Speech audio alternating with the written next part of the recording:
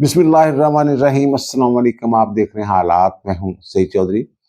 क्या मौजूदा निज़ाम के खिलाफ डीप स्टेट एक्टर्स जो हैं वो एक्टिव हो गए हैं? और ये भी एक सवाल है कि क्या नून लीग और पीपल्स पार्टी की राहें जुदा होने वाली हैं? और फिर आला अदलिया के 36 जजों के मुस्तकिल का फैसला करीब आ गया हुआ है। और ये जो जजेस 27 में आइनी तरमीम के खिलाफ मुतहर्रिक हुए फिरते हैं, क्या ये भी डीप स्टेट एक्टर्स के हाथों में कठपुतलियां बने हुए हैं? ये सवालात हैं जो आपके सामने मैंने रख दिए हैं और इनके जवाब जो हैं हम तलाश करने की कोशिश करेंगे। पहले तो जनाब यही देख लें कि जो डीप स्टेट एक्टर्स वाली मैं बात कर रहा हूँ ना, वो लोग जो पीछे बैठ के निज़ाम को चलाना चाहते हैं या चलाने की कोशिश करते हैं, चला रहे होते हैं, वही डीप स्टेट होती है ना। अब मामला ये हो गया हुआ है कि मैं ये क्यों कह रहा हूँ, ये मियाँ दाऊद हमारे दोस्त हैं। वो जब से 27वीं आईनी तरमीम जो है ये मंजूर हुई है, तो वो शोर मचा रहे थे मुसलसल कि जनाब ये वकला जो है जो तहरीक चलाना चाह रहे हैं 27वीं आईनी तरमीम के खिलाफ, तो नजर रखिएगा कहीं इनको कोई क्यानी ना मिल जाए।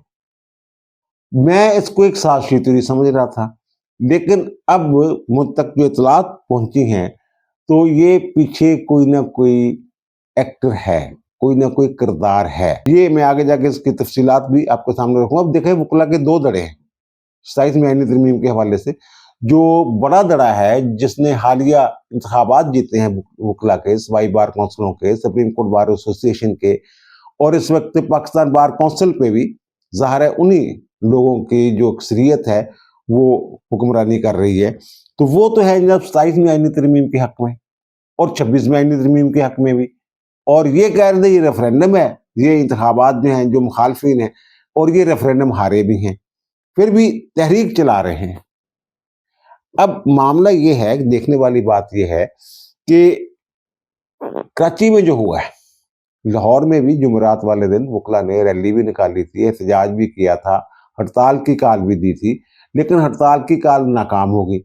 और पंजाब की इंतज़ामिया और पुलिस जो और लाहौर हाई कोर्ट की इंतज़ामिया है, उन्होंने बड़ी दानिशमंदी के साथ इस मामले को देखा और उन्होंने इनके ऊपर कोई तशद्दुद, कोई ऐसी हरकत नहीं की जिससे वकला मुश्तिल हो, मुल्क भर के वकला।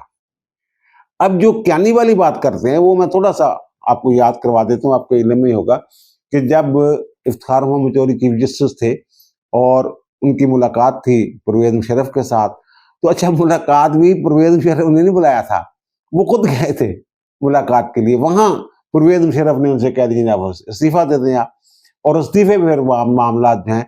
अच्छा, वहाँ जो हुआ था, वहाँ कई एक फौजी जर्नैल मौजूद थे, जिनमें उस वक्त के जो DGISI थे अशफाक परवेज़ कियानी, वो भी वहाँ मौजूद थे। तो उन्होंने इशारा, जब वो इस्तीफे की बात कर रहे थे ना परवेज़ मुशर्रफ के, आप इस्तीफा दे दें वरना आपके खिलाफ रेफरेंस भेजा जाएगा, तो अशफाक परवेज़ कियानी ने इशारे से उन्हें मना किया था कि नहीं बस ठीक है, ओके। तो उसके बाद परवेज़ मुशर्रफ ने जाना था कराची दौरे पे, किसी दौरे पे, तो वो जनाब वहाँ इनको कह गए, उन्होंने एक कोई गाली टाइप लफ्ज़ जो इस्तेमाल किए उनके बारे में, इफ्तिखार चौधरी साहब के हवाले से बारे में। तो उन्होंने ये कहा कि इसे कहो, वो गाली दे के कहा कि इस्तीफ़ा दे दें। तो वो कराची चले गए, यानी वो कह गए कि जनाब इनसे इस्तीफ़ा लेना है, लेकिन इन्होंने इस्तीफ़ा नहीं लिया और उनकी गाड़ी के झंडे झुंडे उतारे और उतार के जनाब उनको वापस भेज दिया घर। और दूसरे दिन जब वो घर से निकले हैं पैदल जाने के लिए सुप्रीम कोर्ट की तरफ, तो फिर जनाब उनके बाल खींचे गए। आपके लिए में होगा, जब उनके बाल खींचे गए तो तमाम वकला जो है उनकी हमदर्दियां उनके साथ हो गई, बल्कि ना सिर्फ वकला की बल्कि अवाम की हमदर्दियां भी उनके साथ हो गई। और परवेज़ मुशर्रफ के बारे में जो नफरत थी वो इफ्तिखार चौधरी के काम आ गई। और Lahore high court bar association का हाल देख लें कि उस वक्त Lahore high court bar association में जो सदर थे वो मोहम्मद हसन बून साहब थे, और मोहम्मद हसन बून का जो ताल्लुक था उस वक्त के लाहौर हाई कोर्ट के चीफ जस्टिस के साथ, इफ्तिखार मोहम्मद चौधरी साहब के साथ, वो किसी से ढका छुपा नहीं है। और इनके खिलाफ कार्रवाई करने में जो किरदार था, जो कान भरे थे जाके, वो इफ्तिखार सैन चौधरी जो लाहौर हाई कोर्ट के जो फवाद चौधरी के चाचा थे, उन्होंने मुशर्रफ के कान भरे थे इफ्तिखार मोहम्मद चौधरी के खिलाफ, जिन्हें पता नहीं क्या कर देगा, आपके खिलाफ क्या करने वाला है, ये बड़ी बातें करता है जनाब कि जनाब मैं वर्दी में इलेक्शन नहीं लड़ने दूंगा, इस तरह की चीजें जो सामने आ रही थी। तो वो जनाब उसके बाद वो एक तहरीक जो है वो ऐसे भून नहीं रोक सके थे वकला को। उन्होंने कोशिश की कि जनाब वो हम एक कमेटी बना देते हैं, ये कर देते, लेकिन वकला जनाब उस दिन मुश्किल थे और वकला जनाब बाहर निकल गए, सड़कों पे आ गए।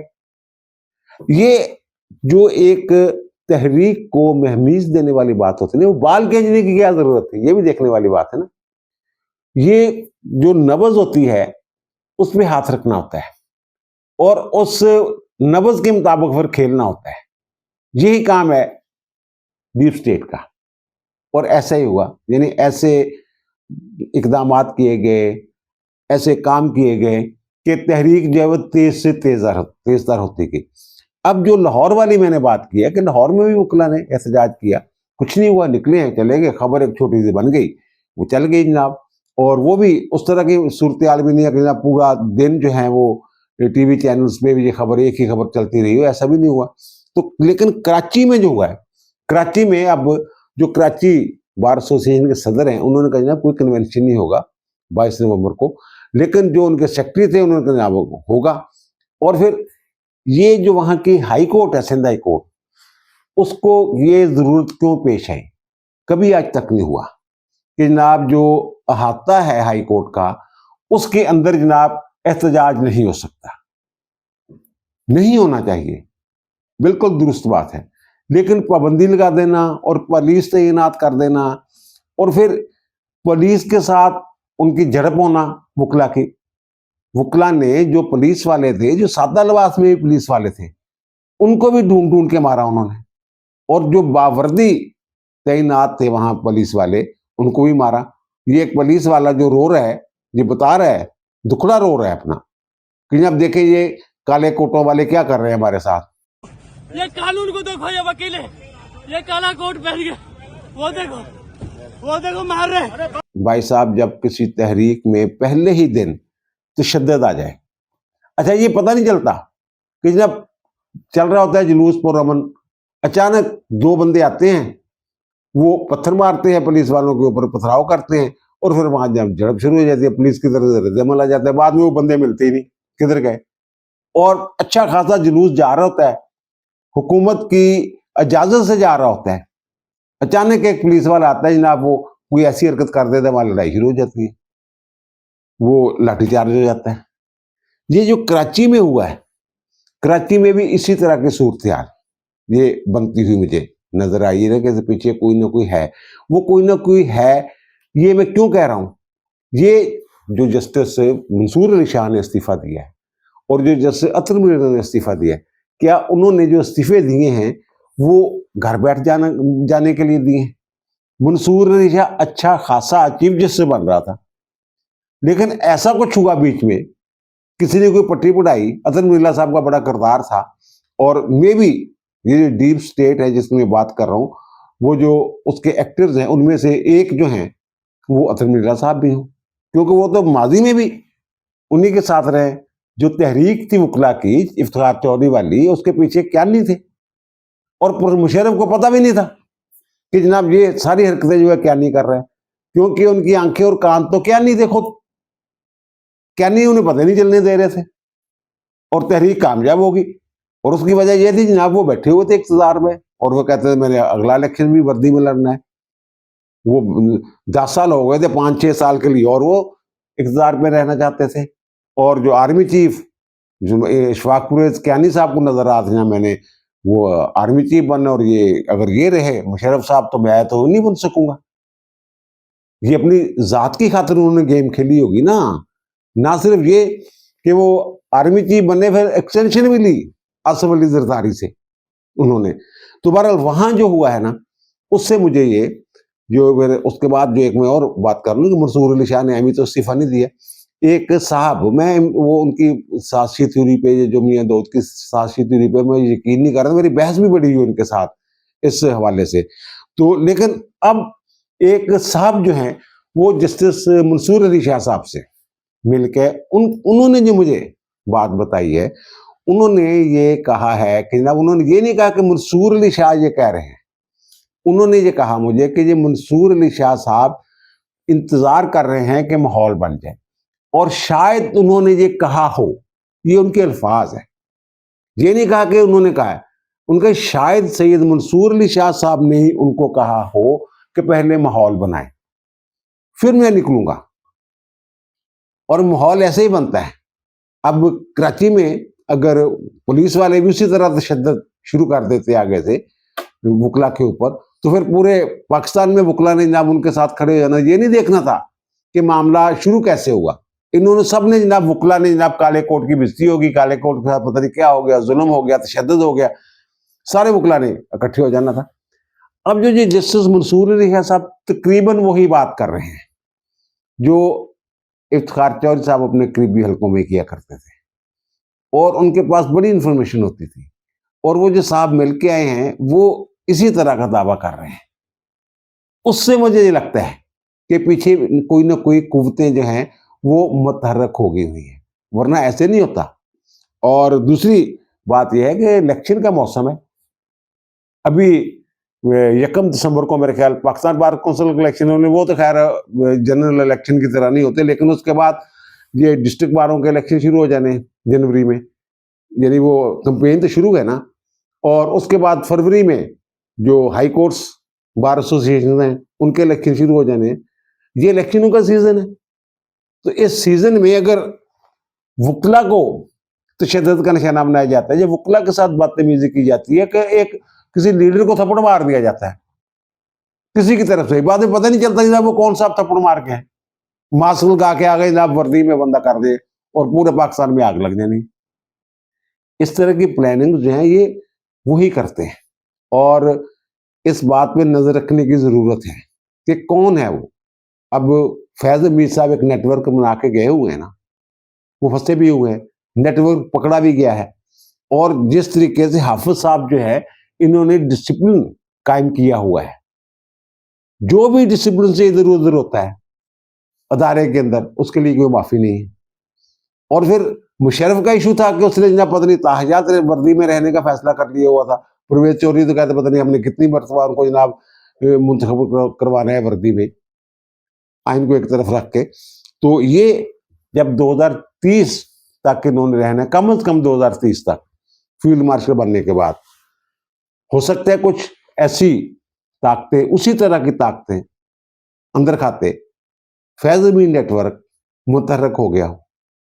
जो ये रिजाइन देने वाले जजों के साथ जो लोग मुलाकातें कर रहे हैं, इनके पीछे के जो लोग हैं उनका भी जरा बैकग्राउंड चेक कर लीजिएगा, वो कौन लोग हैं, वो हमेशा किन की गेम करते रहे हैं, किन की कठपुतलियां बने रहे हैं।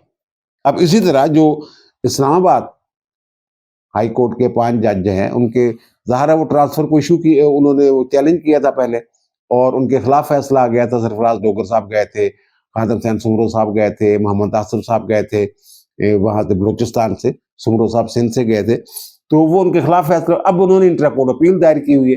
अब इंट्रा कोर्ट अपील जो है वो लगी हुई है जो अमीनुद्दीन खान साहब की सरबराही में आईनी अदालत का जो बेंच है 6 रुकनी, उसके सामने वो लगी हुई है इंट्रा कोर्ट अपील उनकी।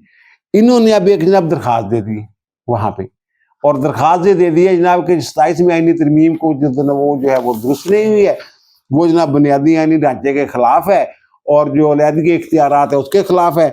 तो जनाब आपकी जो अदालत है ये भी ठीक नहीं है, तो आप जनाब ये केस ना सुने और वहां भेज दें सुप्रीम कोर्ट में। ये इनको ही पता है कि ये दरखास्त वापस नहीं करनी उन्होंने। हाँ, ये हो सकता है इनके वकील जाके वहां कह दें, या खुद जाके कह दें जनाब हमने आपसे नहीं सुनवाना, जनाब दलाइल दें, वो ये दलाइल ना दे, और फिर जनाब वो कहते ठीक है जनाब, या अदम पैरवी की बुनियाद पे जो कोई पेशी न हो, या फिर अगर दलाइल होते हैं तो कहते जनाब इन दलाइल में कोई वजह नहीं है, हमने सुनना है, आप बताएं जनाब हम सुने या डिसमिस करें, वो डिसमिस हो जाए। अच्छा, अब वो लगी हुई 24 तारीख को। अच्छा, ये बुनियादी यानी ढांचे की बात कर रहे हैं जनाब, ये जनाब 3 सतून है रियासत, 3 सतून बनाए किसने हैं? अलहदगी इख्तियारात का जो असूल है वो किसने तय किया है? पार्लियामेंट ने किया है ना। तो फिर जो बुनियादी आईनी ढांचे की बात करते हैं, बुनियादी आईनी ढांचा असल में ये देख लें बुनियादी आईनी ढांचा होता क्या है, वो सारे लोगों को नहीं पता। बड़े बड़े यानी पढ़े लिखे लोग जो हैं उनके साथ मेरी आज भी एक साहब के साथ बहस हो गई थी, तो वो असल में बुनियादी आईनी ढांचा वो होता है कि जो आइन साज पार्लियामेंट होती है, जिसने आइन को बनाया होता है पहले, वो कुछ चीजें तय कर देती है कि आने वाली पार्लियामेंट आइन में तरमीम कर सकती है 2/3 के साथ या सादा अक्सरियत के साथ, लेकिन ये जो 2 चीजें हैं ना, ये 3 चीजें हैं, इनको नहीं छेड़ सकती। वो बुनियादी ढांचा होता है। ये बुनियादी आईनी ढांचा का जो असूल है, जो 1949 में जो मगरबी जर्मनी का जब कानून बना था, वहां की जो पार्लियामेंट्री काउंसिल थी, उसने जो कानून बनाया था, उन्होंने 2 चीजें बीच में रखी थी। एक जमहूरी सिस्टम, जमहूरियत, और दूसरा उन्होंने 2 आर्टिकल्स रखे थे बुनियादी ढांचे में, और दूसरा शर्फ इंसानियत, इंसान की तजलील नहीं हो सकती। ये चीजें वो कहते हैं आने वाली पार्लियामेंट इनमें तरमीम नहीं कर सकती, इनको निकाल नहीं सकती। ये पाकिस्तान का जो बुनियादी पाकिस्तान का जो आइन है, उसमें तो बुनियादी आईनी ढांचा है ही, जिसमें तो बताया ही नहीं गया कि कौन कौन सी चीजें जिसमें आने वाली जो पार्लियामेंट है वो तरमीम नहीं कर सकती। हमारे तो यहाँ नहीं है, इंडिया में नहीं, इंडिया में भी नहीं है। इंडिया में भी अदालती फैसलों के जरिए ये काम शुरू हुआ। अदालतों ने डिक्लेयर किया को काफी सारे जो आइटम्स हैं कि जनाब ये चीजें जिसमें सेकुलरिज्म भी है और जनाब इनको नहीं छेड़ा जाता। पाकिस्तान में भी फिर इन्होंने जनाब पाकिस्तान में जनाब जो 1997 तक ना कोई कंसेप्ट नहीं था, यही था कि जनाब पार्लियामेंट जो है 238 239 का है, तो उसको इख्तियार है 2/3 का, जो दिल करे जो चाहे तरमीम कर सकती है, उसको उसका जुडिशियल रिव्यू हो ही नहीं सकता। और ये महमूद खान अचकज़ई साहब की दरखास्त से ये फैसला हुआ था, महमूद अचकज़ई केस का। उसके बाद फिर केस चलते रहे, और फिर जनाब ये जो 2015 में ये जो फौजी अदालतें कायम हुई थी, उनके खिलाफ जब पिटिशनें गई, तो फिर जनाब उन्होंने जो ये आईनी ढांचे को मोहर तस्दीक सबत कर दी। 17 से 13 जजों ने कहा जनाब बुनियादी आईनी ढांचा है, लेकिन ये जो फौजी अदालतें हैं ये बुनियादी आईनी ढांचे से मुतसाद नहीं। बुनियादी आईनी ढांचे में अदलिया की आज़ादी, कोई ऐसा वो आइन में तरमीम नहीं की जा सकती जैसे अदलिया की आज़ादी पे कोई कदगन लगती हो, ये है। और 4 जज जो थे, चीफ जस्टिस नासिर मुल्क, आसिफ ज़ईद खोसा, और ये हमारे साकिब निसार साहब और इकबाल हमीद रहमान साहब, इन्होंने कहा कि जनाब कोई बुनियादी ढांचा ढूंचा नहीं होता, जो दिल करे सुप्रीम कोर्ट जो पार्लियामेंट है कर सकती है उसमें तरमीम।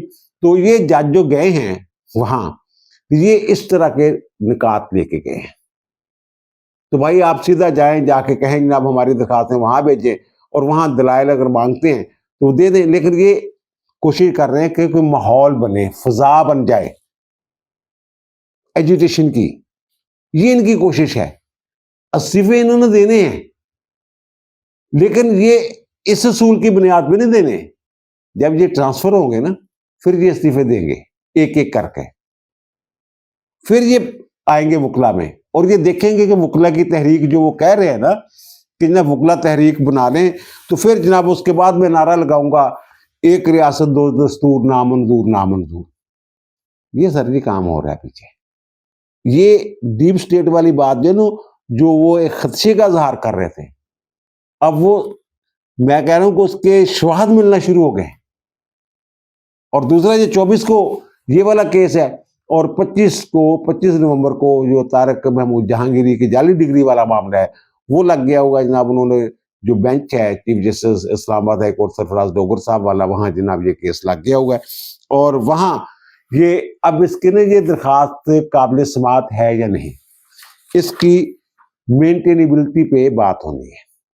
अब ये पहले उन्होंने स्टे कर दिया था, काम से रोक दिया था सरफराज डोगर साहब वाले बेंच ने, तो ये गए थे वहां अपील में सुप्रीम कोर्ट ने ये कह दिया था जनाब ये जो ना पहले ये फैसला कर ले कि ये मेंटेनेबल है, काबिल समात है दरखास्त या नहीं। अच्छा, जो सुप्रीम कोर्ट की जजमेंट है उसमें उन्होंने असद अली केस का हवाला दिया, और असद अली केस ये कहता है, उसके ऊपर मैं पहले भी विलाग कर चुका हूँ, वो मैं दिखा भी चुका हूँ, उसका वो मुतलका हिस्सा जो है कि जनाब अगर जज जो है वो कोई शख्स जज बनने की बुनियादी शरायत या अहलियत जो है उसी को पूरा नहीं करता, उसी में पूरा नहीं उतरता, तो उसके खिलाफ जो है 199 के तहत कोवरंटो यानी वो रिट जो है वो दायर हो सकती है। जनाब ये तो अहल जिसको निकाले, इनकी डिग्री अगर जाली है तो फिर ये जज कैसे बन सकते हैं? अब इसमें बात होनी है, और मुझे जो लगता है कि जनाब वो ये भी रिक्वेस्ट करेंगे, मियां दाऊद इनके खिलाफ गए हुए कि जनाब ये जज साहब है जनाब, ये देखें इन पे बहुत बड़ा संगीन इल्ज़ाम है, तो इनकी साख जो है वो मजरू हो रही है, तो इनकी साख का मसला है, तो रोजाना की बुनियाद पे इस केस की समाअत की जाए। ये सारे लोग जो हैं, जो मैं अर्ज कर रहा हूँ, जो मैं एक जज साहब के हवाले से, इस्तीफा देने वाले जज साहब के हवाले से जो मुझ तक इंफॉर्मेशन पहुंची है, किसी ने बताई है कि वो मुंतजर हैं कि पहले, वो कहते हैं पहले माहौल बनाए। माहौल किसने बनाना है? उन्होंने बनाना है। वो डीप स्टेट एक्टर्स जो है, उन्होंने, डीप स्टेट ने बनाना है। ये वो नजर नहीं आते, महसूस किए जा सकते हैं वो। अब ये देख लें, जो ये तशद्दुद में अक्सार हैं उनको जरा चेक कर लें, अगर वो इंतजामिया में बैठे हो उनको चेक कर लें, अदलिया के अंदर बैठे हो उनको चेक कर लें। ये सारी चीजें चेक करने की जरूरत है। ठीक है, आप बड़े डिसिप्लिन के पाबंद हैं, लेकिन आपको जी ये पता ही नहीं चलने देते। कैनी की मिसाल आपके सामने है। और दूसरा जो मैंने अर्ज किया ना कि जनाब जो 36 जजेस हैं, उनका जो आप कह लें कि मुस्तकबिल जो है उसका फैसला जो है वो अनकरीब होने वाला है। वो उसकी वजह यह है कि जनाब ये जो ना मुख्तलिफ हाई कोर्ट्स, यहाँ जो एडिशनल जजेस जो हैं वो तैनात किए गए थे, उनकी तादाद बनती है 36। और उनकी जो कह लें कि आप कन्फर्मेशन जो है, एडिशनल जज 1 साल के लिए मुकर्रर होता है, फिर जनाब उसकी कारकर्दगी का जायजा लिया जाता है, और उसके बाद जुडिशल कमीशन जो है ये फैसला करता है कि जनाब इनको कन्फर्म करना है या फिर घर भेजना है।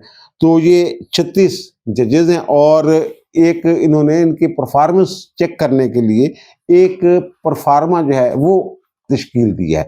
तो उस परफार्मे की मंजूरी के लिए, देखने के लिए जो जुडिशल कमीशन के सरबराह हैं, चीफ जस्टिस पाकिस्तान या अफरीदी साहब, तो उन्होंने जनाब ये 25 तारीख को, 25 नवंबर को ये जुडिशल कमीशन का अजलास जो है ये 2 बजे दोपहर को तलब कर लिया। और जो डाटा फार्म है जिसमें बहुत सारी चीजें हैं कि कितने केस सुने, कितनों का फैसला किया, साख क्या है, ये सारी चीजें जो है, रिपोर्टेड जजमेंट्स कितनी हैं, ये सारी चीजों का जायजा वहां लेना है।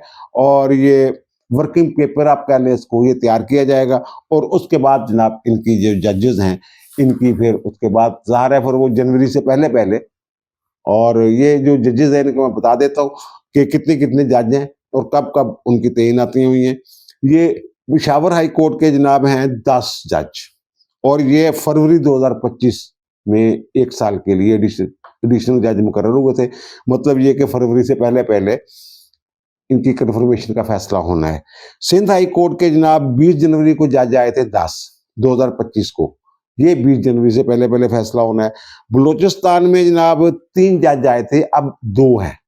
एक जज उनमें से जो है मोहम्मद आसिफ साहब जो हैं, ये इस्लामाबाद हाई कोर्ट आगे हो गए। और इसी तरह लाहौर हाई कोर्ट में पहले जनाब फरवरी में 2025 में 9 जज आए थे, और मार्च 2025 में 4 मजीद आए थे। ये 13 जज, ये हैं टोटल 36 जज हैं। और फिर इस्लामाबाद हाई कोर्ट के जो हैं वो जनाब, एक तो आजम खान साहब हो गए, वो जनाब 20 जनवरी 2025 को आए थे। मोहम्मद आसिफ साहब जो हैं ये जनवरी 2025 में ये हुए थे, वहाँ बलूचिस्तान के जज बने थे, लेकिन उसके बाद फिर ट्रांसफर होकर इस्लामाबाद हाई कोर्ट आ गए। अनाम अमीन मनहास साहब हैं ये। अच्छा, अब ये जो जज है ना, इनके ऊपर बड़ी खार है पीटीए वालों को। ये जितने भी सियासी केस है वो इन्हीं जजों के पास, वो जो है ना 5-6 जज, अरबाब ताहर साहब के पास भी लगते हैं वैसे।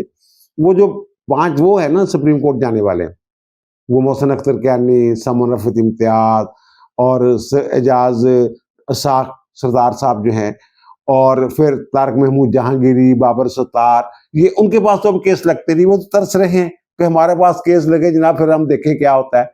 उनके पास लगते नहीं। सरफराज डोगर साहब के साथ जो बेंच बनते हैं, यही लोग जो उन बेंचों में बैठते हैं। तो अब इनकी कन्फर्मेशन का मामला भी ज़ाहिर है सर पे है। तो बहरहाल देखें क्या होता है, किस तरफ जो ऊंट किस करवट जो है ये बैठता है।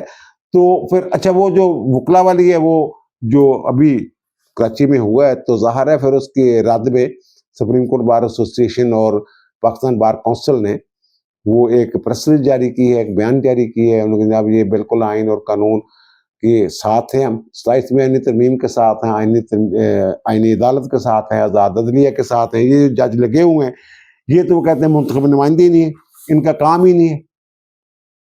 भाई मेरे, जब वो आ जाए ना डीप स्टेट पीछे, फिर जो लीडर नहीं भी होता ना, वो भी लीडर बन जाता है। ये भी देख लीजिएगा आप। इसमें अब जो है ये जो सासी थ्योरी मैं कह रहा हूं ना, अब ये मुझे मुझे मेरा हंच है और थोड़ी सी इंफॉर्मेशन जो मैंने अर्ज की है, मुझे लग रही है कहीं ना कहीं गड़बड़ होने वाली है। और हो सकता है ये अगर वहां से शुरू हुआ है, कराची से, तो ये जो हाइब्रिड निज़ाम है, इसके निज़ाम वहां उसके खिलाफ वहां से कुछ सोच विचार हो रही हो। ये भी तो है ना, ये बातें हो रही है ना कि जनाब आप जनाब छुट्टी होने वाली है पीपल्स पार्टी की, इस तरह की बातें हैं। वो क्यों बातें की जा रही है कि जनाब आज आपके इल्म में है कि 13 हल्के जो है मुख्तलिफ, उनमें इलेक्शन हो रहा है। एक हल्के में पहले ही जो अता तारड़ के भाई है वजीर इत्तलात के, बिलाल तारड़, वो बिला मुकाबला मुंतखब हो चुके हैं। अब 6 नशिस्तें हैं कौमी असम्बली की जिन पे इलेक्शन होने हैं। 7 टोटल खाली हुई थी। ये पीटीआई के वालों की दहली जो नहलू है मुकदमों में, मुकदमात में इनको सजाई, एक मियां हजर वाली 129 वाली जो है वो खाली हुई है। तो ये अच्छा, पहले भी इनका भी जिक्र किया था, ये इनका जो दोगलापन है पीटीआई वालों का, वो ये है कि जनाब ये बाकी जो हल्के है वहां बाइकाट किया हुआ है, इतना बड़ा जुल्म हुआ है हमारे बंदों के साथ, गैर कानूनी तौर पे उनको जनाब नहल किया गया है। और जो उमर अयूब को सजा हुई है उसकी बीवी इलेक्शन लड़ रही है, और मियां अजहर वाला जनाब ये फार्म 47 वाली हुकूमत है, तो यहाँ फार्म 47 वाली हुकूमत नहीं है। अच्छा खैर, और इसी तरह 7 जो हैं वो पंजाब असम्बली की नशिस्तें हैं। अब बातें ये हो रही हैं, एक कौमी असम्बली में अगर 6 नशिस्तें मजीद मिल जाती हैं, एक नशिस्त तो मिल गई ना उसको, वो बिलाल तारड़ वाली, पीछे 5 रहेगी। वो कहते हैं अगर 6 नशिस्तें टोटल मिल जाती है ना इन बाई इलेक्शन में, तो फिर सादा अक्सरियत जो है, ये मुस्लिम लीग नून और उसके इत्तेहादी जो है सादा अक्सरियत हासिल कर लेंगे और पीपल्स पार्टी की जरूरत नहीं रहेगी। 336 का ऐवान है कौमी असम्बली जो है, और उसमें जनाब 238 सीटें हैं इस वक्त, और उसमें एक एक यानी कि हुकूमती बेंचों पर बैठते हैं पीपल्स पार्टी वालों समेत 125 जो है ये मुस्लिम लीग नून के पास हैं, और 75 जो हैं 75 सीटें वो उनके पास हैं पीपल्स पार्टी वालों के पास। अगर पीपल्स पार्टी निकल जाती है बीच में से, बाकी दीगर इत्तेहादी हैं जैसे एमकेएम की 22 हैं, पीएमएलक्यू की 5 हैं, बहुत, और इसी तरह आईपीपी की 4 हैं, बाप पार्टी की 1 है, एनपी की 1 है, पीएमएल जियाक वो जियाउल का बेटा उसकी 1 है, 4 इंडिपेंडेंट है, ये इनके साथ लगे हुए हैं। तो अब 75 नशिस्तें निकल जाए तो 163 नशिस्तें जो हैं पीपल्स पार्टी में निकल जाए, 163 नशिस्तें बनती हैं। और सादा अक्सरियत 169 169, अगर ये 6 नशिस्तें इनको मिल जाती हैं तो इनकी सादा अक्सरियत हो जाएगी, फिर इनको पीपल्स पार्टी की जरूरत नहीं रहेगी कि पीपल्स पार्टी ब्लैकमेल करती है। यही बात है ना। अब सूरत हाल ये कि अब तक जो ज़ाहिर है इस हाइब्रिड निज़ाम का इंजीनियर है, उसके फार्मूले के मुताबिक मामला चल रहे हैं, और अभी तक उस फार्मूले में कहीं पीपल्स पार्टी और नून लीग की अलहदगी का कोई तस्वर नहीं, सरदस्त अभी तक मैं बात करूं। अब देखें, अब मुस्लिम लीग नून और पीपल्स पार्टी के दरमियान जो फार्मूला तय पाया है ज़िमनी इंतखाबात के हवाले से, पहले दिन ही तय पा गया था ना, उस पर मुसलसल अमल हो रहा है। अब ये तय पाया था कि अगर एक जमात का कोई एमएनए है और वो नशिस्त किसी वजह से खाली हो जाती है, तो वहां उसी जमात का बंदा जब इलेक्शन लड़ेगा, दूसरी जमात का बंदा वहां उसके मुकाबले में कैंडिडेट नहीं देगा। या फिर अगर किसी और जमात का बंदा जो है वो वहां एमएनए थे दोनों जमातों के अलावा, तो फिर वो नशिस्त किसी वजह से खाली होती, जैसे अब ये पीटीए वाली सारी नशिस्तें खाली हुई, तो फिर जो दूसरे नंबर पे था उस इलेक्शन में जिस जमात का बंदा, उसको टिकट मिलेगा। ये जितने भी टिकट मिले हैं ये नून लीग वालों को मिले, और पीपल्स पार्टी ने वहां अपना बंदा नहीं खड़ा किया क्योंकि दूसरे नंबर पे नून लीग थी। अब ये जो इलेक्शन है ना, ये 129 जो है मियां अजहर वाली हमाद अजहर वाले नशिस्त, उसमें कुछ इलेक्शन होता हुआ नजर आ रहा है, और जो हरीपुर वाला है उमर अयूब वाला, वहां कुछ इलेक्शन जो है थोड़ा सा नजर आ रहा है। ये लाहौर वाली सीट मेरा ख्याल है कि मियां अजहर वाली जो सीट है ये नून लीग ने ले जानी है। एक सीट ऐसी है जिसमें दोनों के उम्मीदवार इलेक्शन लड़ रहे हैं, और वो है 185 डीजी खान। वो जमाती मामला नहीं है, वो सरदारों का आपस में मामला है। एक तरफ दोस्तमंद खोसा साहब है जो किसी दौर में नून लीग में होते थे और फिर नून लीग ने उनको जनाब वज़ीर-ए-आला पंजाब भी बना दिया था, वो पीपल्स पार्टी के उम्मीदवार है वहां पे। और दूसरी तरफ लगारी है, लगारी कबीला है, वो सरदारों की वहां लड़ाई है। और एक निश्चित जो मैं कल भी शायद अर्ज किया था मैंने, जो मुजफ्फरगढ़ वाली है ना सूबाई असेंबली की 269, तो वहां पीपल्स पार्टी वालों को वो जो है उसके मुकाबले में बंदा नहीं खड़ा किया उस फार्मूले के तहत। अब ये जो लोग बातें कर रहे हैं ना कि जनाब ये तब्दीली शायद आने वाली है, हाइब्रिड रजीम, ये वो, ये देखने वाली बात ये है कि पहली बात तो ये है कि जो सियासी इंजीनियर्स हैं वो अभी तक उनकी ये ख्वाहिश नहीं है, लेकिन आगे जाके हो सकता है कि जनाब ये जो दोनों सियासतदान हैं, नवाज शरीफ हैं, जरदारी साहब हैं, बड़े काइयां हैं, बड़े घाघ हैं, बड़े दूरंदेश हैं। और फिर जो शहबाज शरीफ साहब हैं वो इतने ताबेदार नहीं हैं। वो सारी जड़ी ना कुंडियां जड़ियां वो जानते ने शहबाज शरीफ साहब। आप इनसे ये तवक्को न रखे कि जनाब जो शख्स एक इंतहाई ताकतवर हो जाए ऐसे निज़ाम में और इतना ताकतवर हो जाए कि ये जो है इनकी हैसियत सानवी हो जाए। अभी तक जो हाइब्रिड निज़ाम चल रहा है उसमें ये तासर नहीं दिया गया उनकी तरफ से कि जब ये जो इनकी हैसियत सानवी है। वो पहले इनका जिक्र करते हैं, पहले इनके साथ मशवरा करते हैं, सदर के साथ भी, शहबाज शरीफ के साथ।